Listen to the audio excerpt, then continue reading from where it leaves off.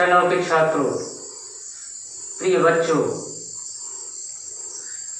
YouTube इस channel पर आपका स्वागत है। शिक्षा अनवरत होती है मेरे बच्चों।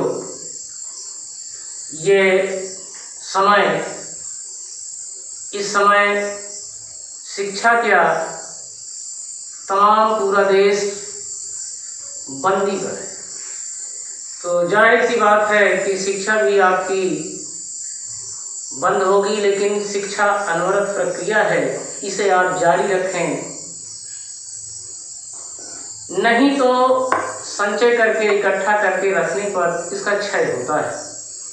आप अपने सभी विषय को दोहराते रहें। आपको जो इस चैनल के माध्यम से ऑनलाइन पढ़ाई प्रक्रिया के माध्यम से जो भी शिक्षा आपको मिल रही है, उसे आप लेने के लिए लालायित रहें, कोशिश करें। जिस तरह से भी हो, ये समय आपका बहुत अमूल्य है, उसको पकड़ें, क्योंकि ऐसा भी हो सकता है कि परीक्षा आपकी समय पर हो। उस समय फिर ये नहीं होगा कि स्कूल बंद था, पढ़ाई नहीं हुई। तो ये सारे विकल्प आपके सामने हैं। अब आप अपने पाठ्यक्रम पे आइए। मैंने आपको इसके पहले मीराबाई पदावली के 2 पद पढ़ा दिए थे। आज तीसरा पद है। मीरा हिंदी साहित्य में मीरा का मूर्धन्य स्थान रहा है और साहित्यकालीन कवियों में मीरा अग्रिम हैं। इन्होंने जो कुछ लिखा, समाज के सामने साहित्य ने जो कुछ रखा, क्योंकि साहित्य समाज का दर्पण होता है, उसको बड़ी सरल भाषा में कहा, अपनी भाषा में कहा, अपनी क्षेत्रीय भाषा में कहा। तो उनके शब्दों के अर्थ समझने में कठिनाई कम होती है। आप इनके पदों को देखते हैं कभी कभार अपने सामाजिक उत्सवों में कि इनके पदों को महिलाएं, स्त्रियां भजन के रूप में गाती हैं। वो इन्हीं का पद है, सुनते हैं आप सामाजिक कार्यों में।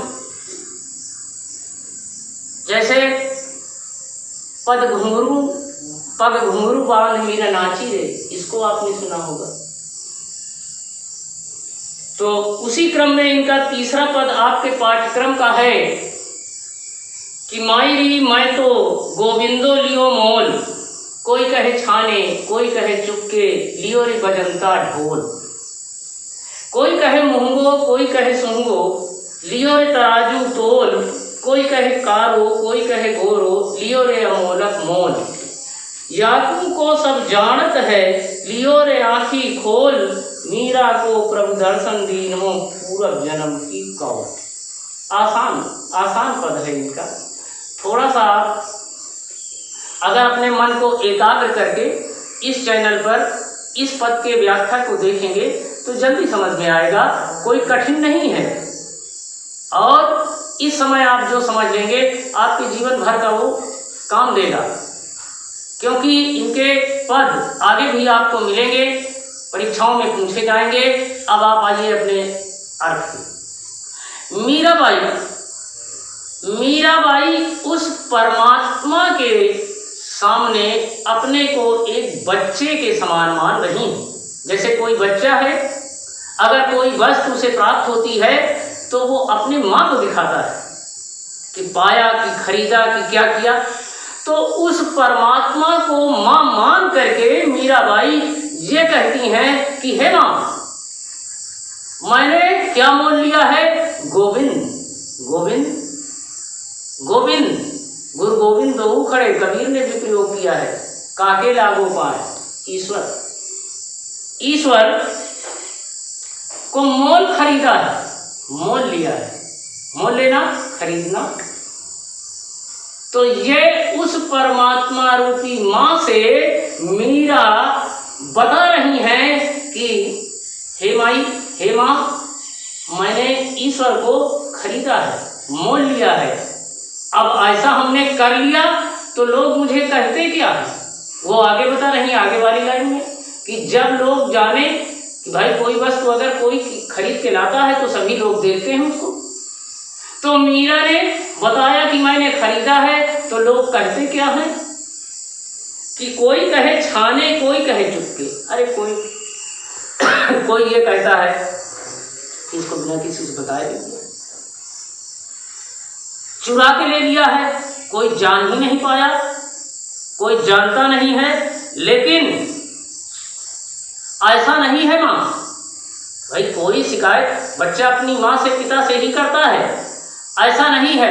लियोरी बजंता ढोल, बजंता ढोल का मतलब आगे पद में इन्होंने कहा है कि संतन ढिंग बैठ बैठ लोक लाज खोई, असुमन जल सींच सींच प्रेम डोयल बोई।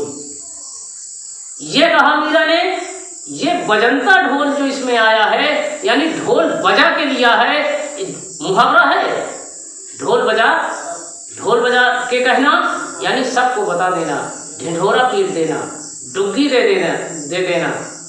तो ढोल बजा के लिया है यानी सबको बता के लिया है। वहां पर इनकी ये उक्ति काम देती है कि जब मैं संतों के बीच में आ गई और साथ संतों के बीच में बैठ करके अपनी लोक मर्यादा को हमने नष्ट कर दिया है, तो यही मेरा ढोल का बजाना हुआ। मेरे बच्चों ध्यान दीजिएगा, यही मेरे ढोल का बजाना हुआ। और मीरा ने कहा कि मैंने किसी से न चुरा करके न छिपा करके नहीं लिया है, बल्कि सबसे बता करके मैंने गोविंद कृष्ण ईश्वर को हमने खरीदा है। आशा है कि 2 लाइन का अर्थ आपके समझ में आया होगा। तीसरी देखिए, जन्म जन्म न, कोई कहे मुहंगो, कोई कहे सूंगो, लियो रे तराजू तोल। यानी कोई कहता है, राजस्थानी भाषा का शब्द है मुहंगो महंगा, अधिक मूल्यवान, सूंगो सस्ता। ये राजस्थानी का भाषा का शब्द है। तो मीरा ने अपनी क्षेत्रीय भाषा का प्रयोग करते हुए इन शब्दों को अपने पद में ला करके रखा है। तो मेरे बच्चों आगे मीरा कहती हैं कि कोई कहता है बहुत महंगा खरीद दिया है, और कोई कहता है कि नहीं ये तो बहुत सस्ता है। लेकिन मीरा कहती हैं कि जन्म जन्म की पूंजी पाई, जग में सभी खो आयो। यानी सब कुछ खो करके हमने सब संपूर्ण नष्ट करके हमने एक जन्म की नहीं हजारों जन्म की पूंजी को इकट्ठा कर लिया है। तो कोई कहता है ये महंगा है, कोई कहता है सस्ता है। लेकिन हे मां, मैंने क्या किया है कि तराजू में तोल करके लिया है। और आगे भी किसी कवि ने कहा है, बोली के लिए, वाणी के लिए, कि बोली एक अमोल है, जो कोई बोले जान, ये तराजू तौल के तब मुख बाहर आन। यानी हृदय रूपी तराजू में तौल करके तब किसी वाणी को बाहर निकालना चाहिए। आपने अपने क्षेत्रों में अगल बगल में पड़ोस के लोगों से कहते हुए सुना होगा कि मुंह से निकली हुई बोली और बंदूक से निकली हुई गोली वापस नहीं होती है मेरे बच्चों। तो इसलिए बोली को हृदय रूपी तराजू में तौल करके ही तब मुख रूपी दरवाजे से बाहर करना चाहिए। तो मीरा कह रही हैं कि लियो रे तराजू तोल, यानी ठोंक बजा के लिया है। ना ये महंगा है, ना सस्ता है, ना मात्रा में कम है, ना ज्यादा है। मैंने बहुत उचित तरीके से इसका वो किया है, सौदा किया है और खरीदा है। अगली लाइन, कोई कहे कारू, कोई कहे गोरू। और आगे कौन क्या कहता है कि कोई कहता है कि अरे खरीदा तो है लेकिन ये काला है, लेकिन ये गोरा है। कोई कहता है गोरा है, लियो री अमोलक मोल। लेकिन हे मां, ना ये काला है ना गोरा है, और इसका ऐसा मूल्य है जिसका निर्धारण नहीं किया जा सकता है, अमूल्यवान है। उस वस्तु को मैंने खरीद लिया है, प्राप्त कर लिया है, वो वस्तु मेरी हो गई है। याकू को सब जानत है, इसी को सब जानता है कि ये वस्तु किस तरह से प्राप्त होती है। जानत, जानत शब्द आया है आपके पद में, जिसका मतलब जानना से होता है। ये भी राजस्थानी भाषा का शब्द है, ये भी उसी भाषा का शब्द है। याकू को सब जान, यानी ये तो सब जानता है कि किस तरह से ये वस्तु प्राप्त होती है। लियो रे आँखी खोल, आँखी खोल। आँखी खोलने को मेरे बच्चों क्या मतलब है? आँखी कभी शक्ति बंद नहीं होती है सोने के पहले, आँखें खुली रहती हैं। लेकिन आँखी खोलना आपके इस पद में मुहावरा है, यानी ज्ञान का प्रकाश होना। लोग कहते हैं कि इतना सब कुछ हो गया फिर अबे आँखी नहीं खुली।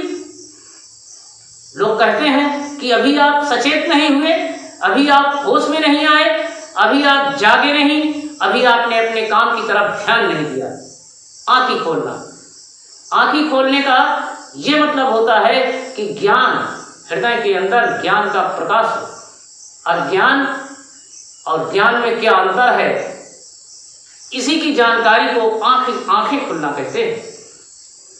तो मीरा कह रही हैं कि ये सब कोई जानता है, इसलिए मैंने आंखें बंद करके कोई सौदा नहीं किया है, आंखें खोल करके हमने सौदा किया है। तो मेरे बच्चों, ये इस लाइन का अर्थ और अगली और अंतिम लाइन का अर्थ है। मीरा कह रही हैं, मीरा को प्रभु दर्शन दीनो पूर्व जन्म की कौल। बड़ी ऊंची बात मीरा कह रही है इस लाइन में कि जिस वस्तु को हमने खरीदा है वो वस्तु कौन सी। निष्कर्ष में मीरा बता रही है कि प्रभु के दर्शन के लिए बड़े बड़े ऋषि मुनि ज्ञानी तपस्वी लालायित होते हैं, परेशान होते हैं, सारी जिंदगी तपस्या में लगा देते हैं, फिर भी दर्शन नहीं हो पाता है। ये आत्मा उस परमात्मा की डोर से नहीं लग पाती है। लेकिन मीरा कहती हैं कि मैंने खरीद करके उस ईश्वर रूपी परमात्मा को, यानी खरीदने का मतलब कि उन्होंने अपनी आत्मा को उस परमात्मा की डोर से जोड़ दिया है। तो इसलिए कह रही मीरा को प्रभु दर्शन दीनो, दर्शन दीनो, दर्शन। तो मीरा कहती हैं कि मीरा को प्रभु जी ने, गिरधर जी ने, ईश्वर ने, कृष्ण ने दर्शन दिया। उनके दर्शन हुए। ये क्यों हुए? पूर्व जन्म की कौल। कौल माने वादा। कौल के माने मेरे बच्चों वादा होता है। कौल बात हारना, वादा करना। तो ये इस जन्म का नहीं, हमारा इनका इसके पहले वाले जन्म का वादा था दर्शन देने का। उसको आज कृष्ण ने, गोविंद ने हमें पूरा किया, उस वादे को प्राप्त किया। इसलिए हे माँ, मैंने इस वस्तु को, इस दर्शन रूपी वस्तु को ठोंक बजा करके, आंखें खोल करके खरीदा है। मेरे बच्चों, ये पद आपके समझ में आशा है कि आया होगा। यदि ना आया हो तो कमेंट बॉक्स में जाइएगा और मुझे बताइएगा। मैं आपको बताने की दोबारा कोशिश करूँगा। आज मैं यहीं पर अपने वक्तव्य को विराम देता हूँ।